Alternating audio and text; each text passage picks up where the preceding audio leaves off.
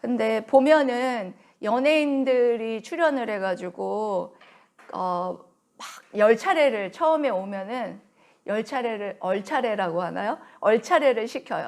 막 군기 바짝 들이려고 열중샷 차렷, 열중샷 차렷, 경례 이거부터 시작해가지고 처음부터 시작해가지고 그렇게 얼차례를 군기를 바짝 들게 해가지고 또 내무부 안에 또 생활을 하고 아침에 일찍 기상하고 하는 것들의 뭐 어떤 훈련들, 그리고 또 총기를 처음부터 주지 않잖아요. 총기에 대해서 설명을 해주고 또 총기 청소하는 법이라든지 그런 것, 그리고 또 사격 훈련, 또 유격 훈련, 그리고 뭐 위에부터 공중에서 떨어지는 거, 그걸 무슨 훈련이라고 하죠?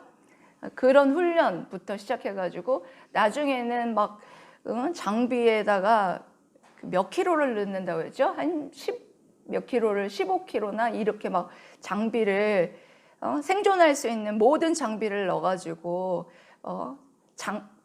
장거리를 행진을 하잖아요. 천리 행군 뭐 이렇게 해가지고 그럼 막 발꿈치고 뭐 발톱 빠지고 뭐 그런 식으로 훈련을 하는 그런 훈련들을 해서 정말 얼마나 군인이 되기까지 수많은 훈련과 고통이 있어야 진짜 군인이 될 수 있는지에 대해서 체험하는 그런 프로그램이 있었어요. 그래서 저도 남편하고 같이 보면서 저는 이제 군대를 안 갔다 왔고 정병진 집사도 군대를 안 갔다 왔는데 그래서 저렇게 군인이 되려면 저렇게 어렵구나 라는 생각을 하면서 남의 일 같지가 않았어요. 그래서 어떤 면에서 남의 일 같지가 않았느냐 하면 우리 예수 그리스도의 군사들, 우리도 예수 그리스도의 군사로서 훈련받을 것이 참 많은 것을 생각했을 때 예수 그리스도의 좋은 병사로 세워지기까지 이렇게 많이 우리가 갈고 닦고 훈련해야 될 것들이 참 많기 때문에 이런 면에서 남의 일 같지 않게 들렸어요. 여러분, 우리가 처음에 예수님을 믿었다고 해서 그때부터 막 하나님 말씀에 확 순종 잘하고 또 막 삶도 하나님의 자녀답게 막 잘 살게 되고 막 여러분 그렇던가요? 그렇지 않아요. 예. 그래서 사도 바울은 지난주에 말씀에 이어서 너희가 하나님의 말씀에 두렵고 떨림으로 복종하려고 할 때 하나님께서 힘을 주셔서 성숙한 그리스도인으로 너희들을 이끌어갈 것이다. 이런 말씀을 했어요. 너무 기뻤죠. 하나님이 우리에게 그런 힘을 주시는구나. 근데 우리 편에서는 그러면 뭐 할 게 없나요? 우리는 그러면 뭐 개차반처럼 살고 하나님의 자녀인데 그렇게 아무렇게나 여러분 살아도 되나요, 여러분? 아니라는 거죠. 우리 인간에게, 우리 그리스도인이 된 우리에게 또 책임 있는 그리스도인의 삶이 있다라는 거예요. 그래서 그 책임 있는 그리스도인의 삶을 우리가 어떻게 살아가야 하는지에 대해서 사도 바울이 이제 쭉 오늘 본문 말씀 14절부터 18절까지의 말씀을 통해서 말해주고 있다라는 것입니다. 먼저는 하나님의 흠없는 자녀로 살아가라 이렇게 권면을 하죠. 15절 말씀 여러분들 한번 읽어보도록 하겠습니다. 15절 말씀 읽어보세요. 시작. 이는 너희가 흠이 없고 순전하여 어그러지고 거스르는 세대 가운데서 하나님의 흠없는 자녀로 세상에서 그들 가운데 빛들로 나타내며. 아멘. 여러분, 지금 사도 바울이 그 빌립보 성도들이 있었을 때 당시의 세대를, 그 시대를 어떤 시대라고 표현하고 있냐? 어그러지고 거스르는 시대다라는 그런 표현을 쓰고 있어요. 그래서 어그러지고 거스르다라는 이 뜻을 원어에서 찾아봐서 여러분들에게 쉽게 말하자면 여러분 못 있잖아요. 못이 곧꼿하게 서 있는 것이 아니라 구부러져 있는 거 있죠. 마음대로 구부러진 것. 그러니까 하나님의 말씀에 벗어나서 이렇게 구부러진 목과 같은 그런 엉망진창이 되어 있는 그런 모습을 어그러졌다라는 것에 표현하고, 또 거스르다라는 그런 표현도 역시 그 정도에서 벗어나서 왜곡되어 있다라는 그런 표현을 합니다. 그러면 어그러지고 거스르다라는 이 두 단어를 합쳐서 설명을 그러면 어떤 세대를 말하느냐? 한마디로 불법적이고 사악하고 그리고 왜곡된 세상의 정신 상태를 모두 표현한다라는 것을 알 수 있습니다. 근데 바울은 이 표현을 어디에서 가지고 왔느냐면, 출애굽한 이스라엘 백성들이 하나님의 말씀에 거역한 하는 모습, 그 모습을 이 어그러지고 거스르는 흠 있는 모습이다 라는 것과 니꼴 같다라는 표현으로 썼어요. 그러니까 한마디로 말해서 빌립보 시대에도 그와 같이 정말 도덕적으로도 사악하고 그리고 하나님의 말씀에도 순종하지 않은 그런 시대였다라는 거예요. 예수님의 시대에도 예수님께서 그 예수님 시대에 있었던 그 바리새인과 그 시대를 뭐라고 했느냐? 믿음 없는 패역한 세대들아, 악하고 음란한 세대들이라, 이렇게 표현했어요. 여러분, 처음부터 세상이 그와 같았을까요? 세상은 처음에 그런 세상은 아니었어요. 하나님께서 세상을 창조하실 때는 하나님께서 아름답게 창조하셨죠. 아담과 하와가 죄를 짓고 난 다음부터 하나님의 문화 명령대로 이 세상이 돌아가지 않는 그런 세상이 오고 난 다음부터 이 세상은 악하고 음란한 세대가 됐고 죄가 가득하고, 그래서 도덕적으로 타락하고 하나님을 무시하고 하나님이 없다 하고 하는 그런 세대가 되었다라는 것입니다. 이런 어그러지고 거스른 시대 속에서 주님을 믿는 우리들이 어떤 사람으로, 어떤 자들로 살아가야 하느냐?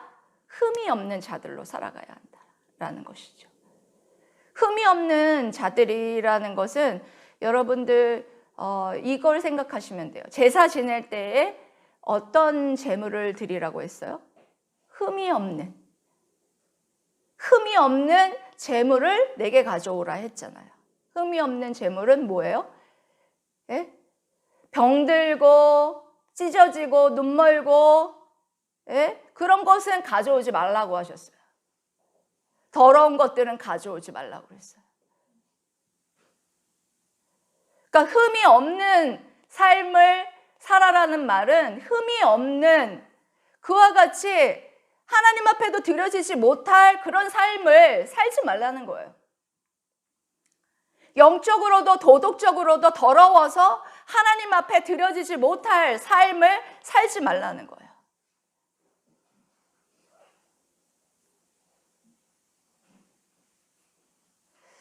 순전하게 또 살아가라는 말도 덧붙여서 있죠. 순전. 물이나 포도주에 아무것도 섞이지 않은 아주 순수한 것이 순전하다라는 뜻이거든요. 그러니까 이것을 두 단어를 합쳐서 생각을 해보면 어떤 자들의 모습으로 삶으로 살아가야 하느냐면, 사람들에게 비판받고 비난받을 것이 없는 아주 깨끗한 삶을 살아가라는 것입니다.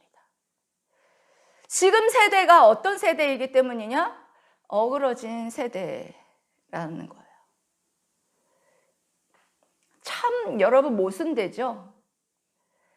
믿는 사람들이 여러분들 어그러지고 거스른 세대와 똑같이 하나님의 말씀에 순종하지 아니하고 거스르는 삶을 살아간다면 이보다 모순된 삶이 어디 있겠습니까?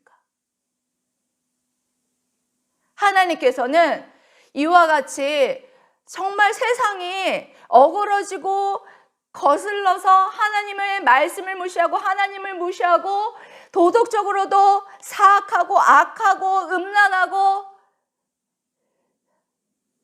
이런 세대인데 너희들이 똑같이 그런 모습으로 살아가서야 되겠냐는 거예요.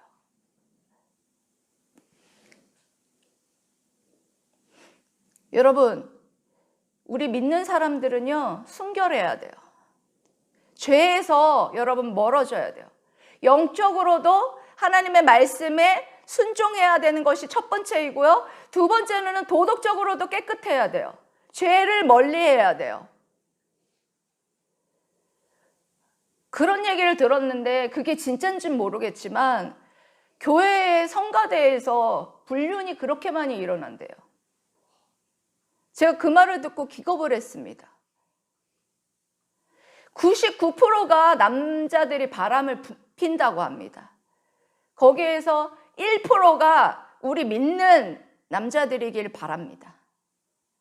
그게 99% 안에 바람 피는 남자들 안에 여러분 들어가면 안 돼요.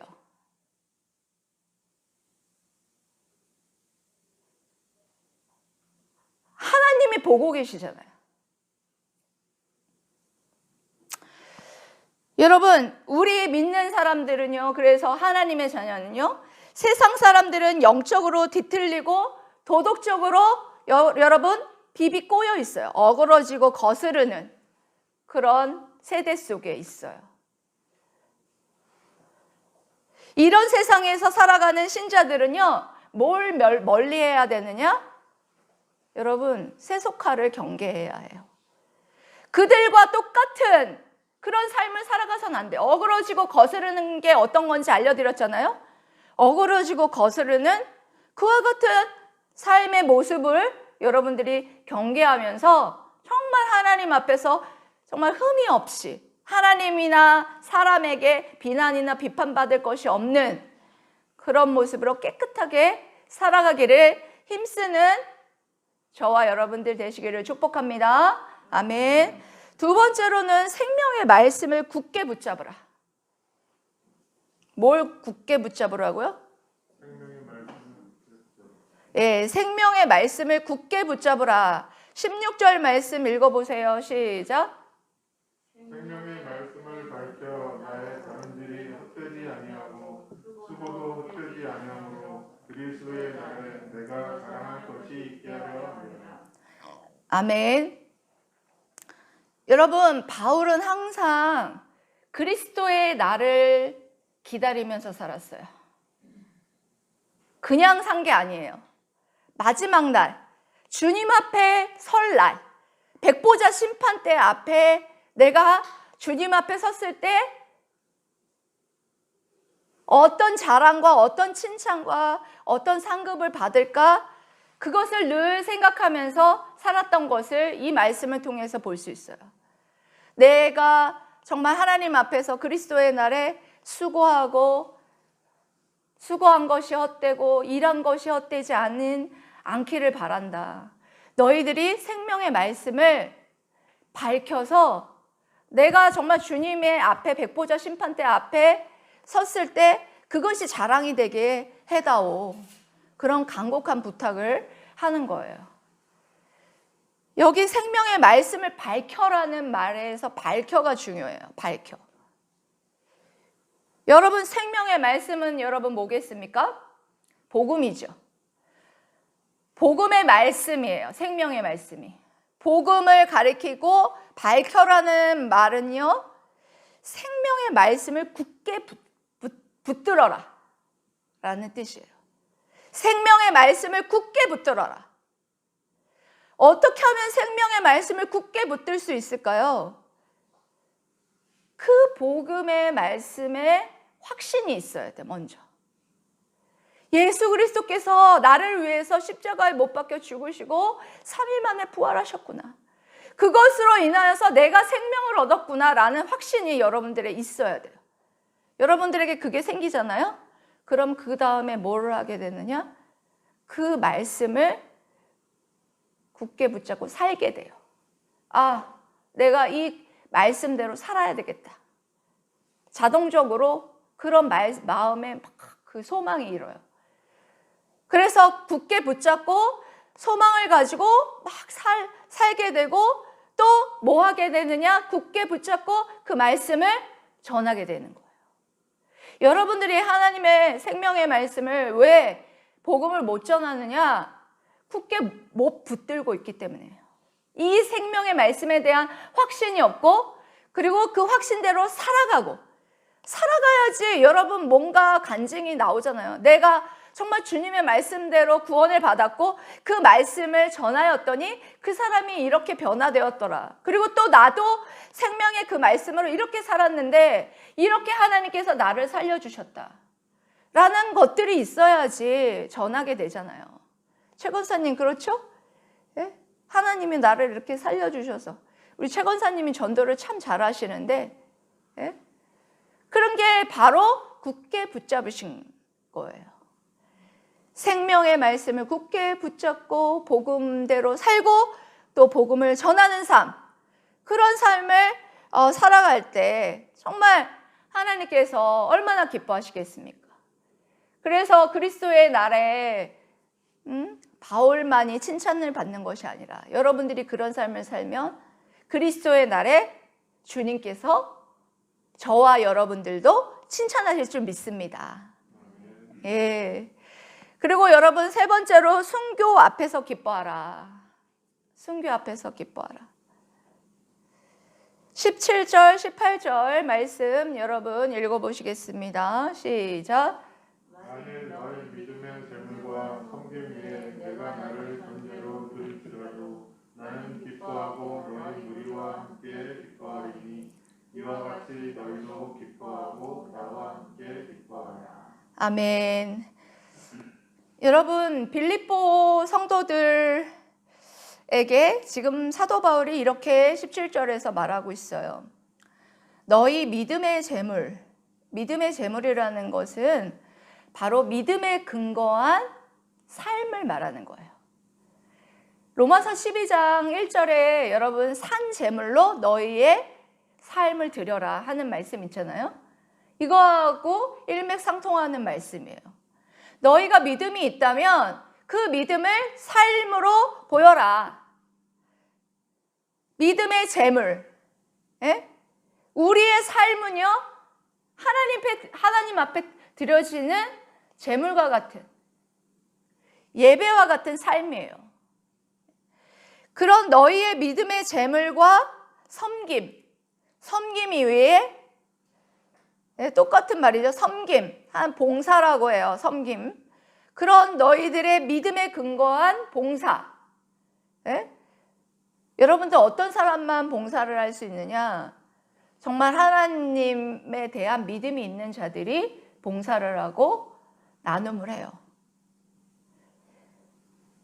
이번에 금요일 날도 전도사님이 그런 설교하셨잖아요.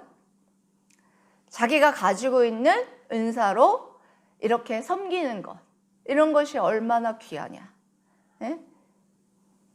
여러분들에게 주신 그 달란트는요, 하나님의 교회를 위해서 섬기라고 주신 거예요.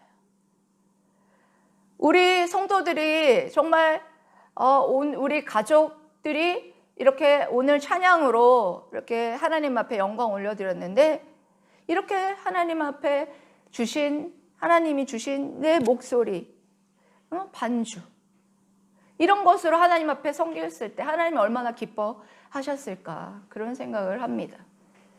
근데 그 섬김 위에 내가 사도 바울이죠, 나를 전제로 드릴지라도, 전제라는 것은 여러분 구약시대에 제사를 드릴 때에 마지막에 제물 위에 마지막에 부어지는 포도주를 부어드리는, 제물 위에 붓기도 하고 그 둘레의 제단 위에도 부어지는 그 행동이 전제라는 그 표현으로 썼는데요.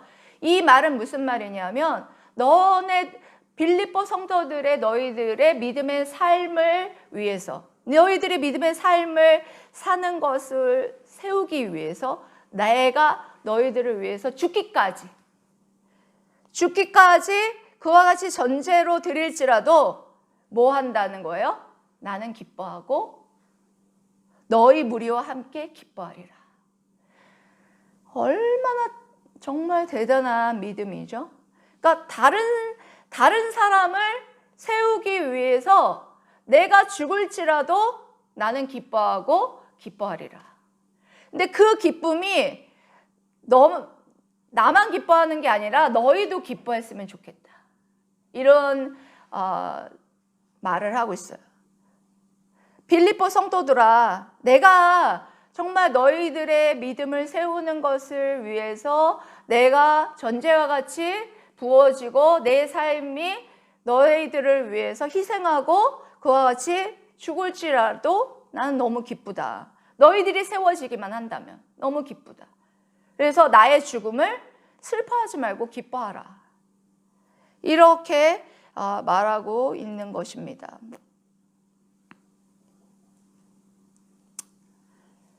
이 말씀을 여러분 읽었을 때 저는 그런 생각을 했어요. 최고의 그리스도인의 성숙한 모습은 이런 바울과 같은 순교자적인 그런 믿음의 모습이지 않을까. 바울 사도는 다른 사람의 믿음의 성숙을 위해서 자신의 목숨도 아까워하지 않았어요. 어떻게 이렇게 순교할 수 있었을까? 나는 이렇게 할 수 있을까? 그런 생각을 한번 해봤습니다. 근데 지금 당장은 못할 것 같아요. 순교 못할 것 같습니다, 저는. 근데 이거를 다방면으로 좀 생각을 해봤습니다. 근데 순교할 때 하나님께서 감당할 그런 믿음을 주십니다. 네? 하나님께서. 왜냐하면 순교하실 때 순교자들의 모습을 보면 하나님께서 그런 힘을 주셔서 그렇게 웃으면서 해맑게 웃으면서 기뻐하시면서 그렇게 순교하시는 그런 모습을 봤을 때도 그런 힘을 주시는 것 같아요. 제가 목회자들과 공부하는 다바르라는 모임이 있어요. 그 모임에서 성경을 한 15장 정도 읽고 나서 역사에 대해서 이야기를 나누는데요. 요번에 역사에 대해서 이야기를 나눈 것은 초대교회사 부분이었어요. 근데 초대교회사 부분에서 굉장히 순교를 많이 하셨어요. 그 당시에 이스라엘 개신교로 유대교로 있었던 자들 중에서 이렇게 예수님을 믿은 자들이 많이 순교를 당하였고요. 그 중에서 서머너 감독인 폴리갑 순교자분을 소개하고 싶습니다. 그분은 왕이 너무 아꼈어요. 훌륭한 감독인데 지금이라도 예수를 저주하면 내가 살려주겠소. 이렇게 얘기를 했답니다. 근데 그분이 이렇게 대답했대요. 86년간 예수님은 나에게 한 번도 잘못한 적이 없는데 내가 어찌 이제 와서 주님을 부인하겠소. 이런 유명한 대답을 남기고 순교의 길을 올랐다고 합니다. 저는 이 폴리갑 순교자 감독님을 보면서도 굉장히 큰 감동을 받았고요. 그리고 또 작게는 지금 농어촌 교회에서 정말 얼마 되지 않은 성도들을 섬기고 있는, 오히려 정말 마이너스여서 자신의 어떤 재산을 헌신하면서 교회를 꾸려가고 있는 참 어렵고 어려운 시골에서 목회하고 계시는 그 목회자 분들, 그분들이야말로 저는 순교자적인 이런 믿음을 가지고 목회하고 계시다고 생각합니다. 그리고 여러분들, 우리 순교자적인 어떤 믿음이라는 것은 여러분, 우리 여기에 일상에서도 찾을 수 있어요. 우리 최 권사님 얘기가 자꾸 나오는데, 최 권사님 순교자적인 믿음으로 금요일 날 기도회에 나오시잖아요. 죽으면 죽으리라. 내가 여기서 기도하다가 죽으면 죽으리라. 그렇지 않습니까? 예. 숨도 가빠서 숨도 잘 못 쉬겠는데 나오셔서 기도하고 계세요. 이게 순교자적인 저는 신앙이다. 이렇게 저 말씀드릴 수 있겠습니다.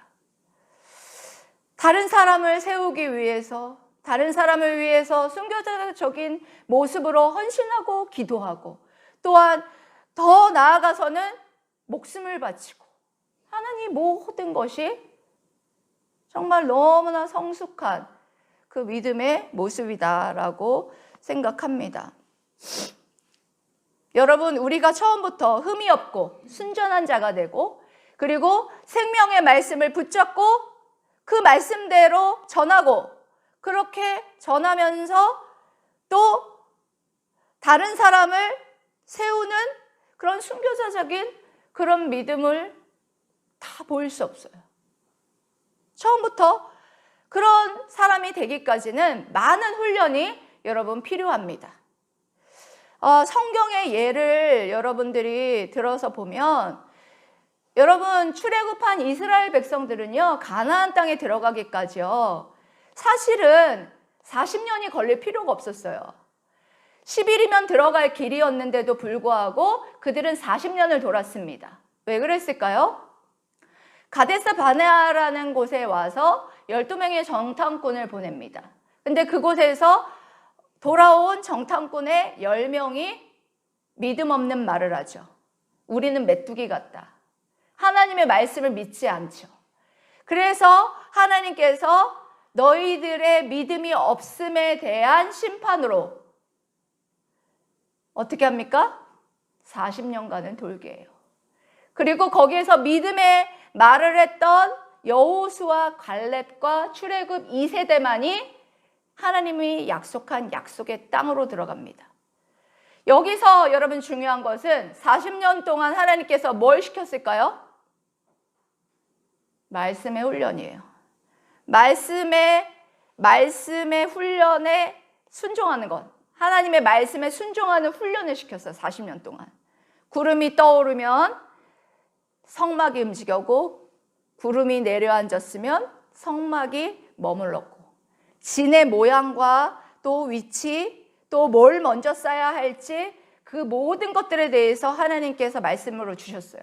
그 말씀대로 싸고, 또 진보다리를 싸가지고 간격은 얼마 정도의 간격을 유지해야 되고, 언약궤와 또 그 진과의 그 유지 관계는 얼마 정도여야 되고, 이 모든 것 만나와 메추라기를 주시면서 만나는 며칠 동안만 거둬야 되고, 마지막 날에 안식일 날은 이틀, 안식일 전에는 이틀치를 거둬야 되고, 더 욕심 부려서는 안 되고, 어떤 그런 말씀들을 등등 그런 훈련을 엄청나게 시켰단 말이죠. 그런 결과 여러분 가나안 땅에 들어가서 여러분 어떻게 됩니까? 그들이 이제 요단강을 건널 때에 믿음으로 건넙니다. 요단강을 건너서 믿음으로 건넜고, 그리고 또한 할례를 행하라고 하나님께서 말씀하셨을 때, 할례를 행하면 사실 여러분 전쟁에서 할례를 행하면 움직이지 못하고 적군이 쳐들어오면 다 죽어요. 그러는데 어떻게 합니까? 한 명 군말하는 사람, 원망하는 사람 없었어요. 다 순종하고 할례를 행합니다. 그런 뒤에 여호수아 6장에 보면은 여리고 성을 희한한 방법으로 하나님께서 전쟁하게 하시죠. 말씀으로만 하나님이 명령하시고 한 바퀴씩 돌고 마지막에는 7바퀴를 돌아라. 그렇게 했을 때 한 명도 토다는 사람이 없었어요. 하나님의 말씀에 기꺼이 순종했어요. 그래서 희한한 방법대로 했지만 하나님의 말씀에 순종했을 때 어떻게 했느냐? 승리했다라는 거예요.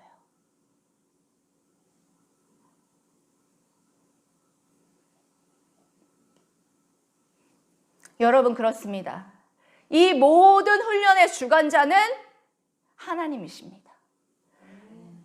때로는 고난으로, 때로는 환경으로, 때로는 사람으로, 때로는 물질로 우리를 너무나 힘들게 하죠. 그럴 때마다 쓰러질 것 같죠.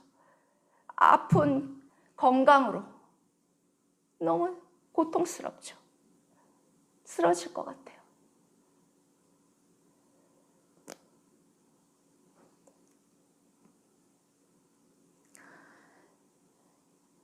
예수 그리스도의 군사로 처음에는 아무것도 못하지만 존재 자체로 흠이 없는 자로 살아가면 빛이 나요. 빛이 나고, 그리고 하나님의 생명의 말씀을 붙잡고 여러분들이 확신 있게 여러분들 말씀을 붙잡고 전하고 살아가면 정말 하나님이 기뻐하시고, 또 다른 사람을 세우는 그런 성숙한 믿음으로, 순교자적인 그런 믿음으로, 그런 지도자로, 순교자로 세우실 줄 믿습니다.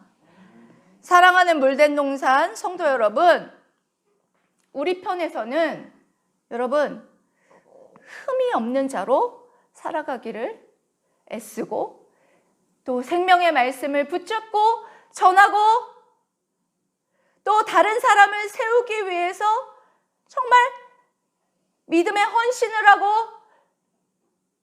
그것을 위해서 기뻐하고,